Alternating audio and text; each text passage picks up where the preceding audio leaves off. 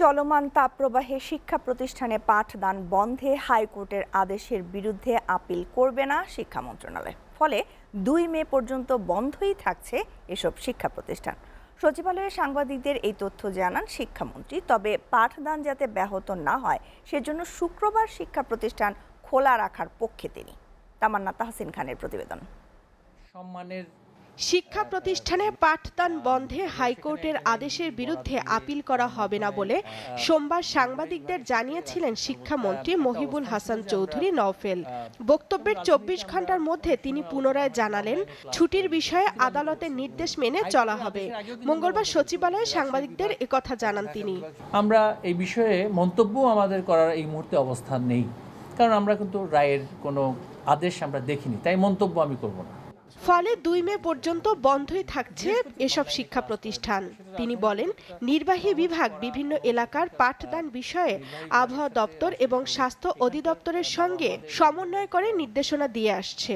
তবে সব প্রণোদিত সিদ্ধান্ত এলে কাজের ব্যাঘাত ঘটে। সর্বোচ্চ আদালতের প্রতি আমাদের যথাযথ সম্মান আছে এবং আমরা সেই সম্মান প্রদর্শনপূর্বকই আমাদের অভিমতটা তো আমরা অবশ্যই প্রকাশ করতে পারি, এবং সেই অভিমতটা হচ্ছে নির্বাহী বিভাগের, যেটা একান্তই নির্বাহী এখতিয়ার।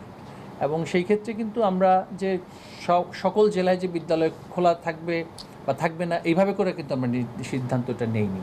শিক্ষামন্ত্রী বলেন, প্রাকৃতিক বিপর্যয় সহ বিভিন্ন ছুটির কারণে শিক্ষা প্রতিষ্ঠান বন্ধ থাকলে শহরের চেয়ে প্রান্তিক শিক্ষার্থীরা বেশি ক্ষতিগ্রস্ত হয়।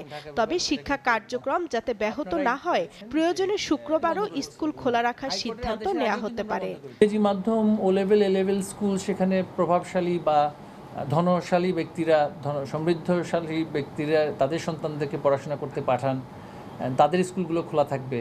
আর প্রান্তিক পর্যায়ে আমাদের সন্তান যাদের বাবা মা মাঠে ঘাটে কাজ করে এই বাংলাদেশের অর্থনীতি এবং সমাজকে চালিয়ে রেখেছেন, তাদের সন্তানরা পাঠদান কার্যক্রম করতে পারবে না। এটা তো দৃশ্যত বৈষম্যমূলক একটি পরিস্থিতি সৃষ্টি করবে।